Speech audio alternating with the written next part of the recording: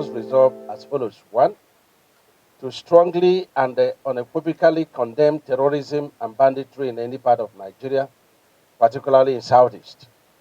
The meeting strongly condemns the burning of police stations, violent attacks on custodial centers with the unlawful release of inmates, and the killings including security personnel, natives, farmers, and herdsmen. That the 5 Southeast governors states are on the same page with the federal government on the issue of security challenges in the country.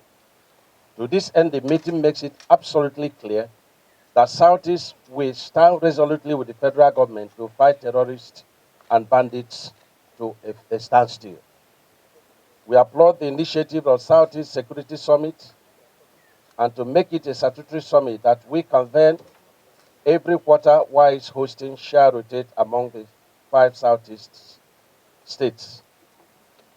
The meeting resolved to maintain a joint security vigilante, which already has been formed in the 5 Southeast states for the Southeast, and the joint security outfit to coordinate the activities of our vigilante in the 5 South states shall from today be known and called Ebube Joint Security Outfit for Southeast.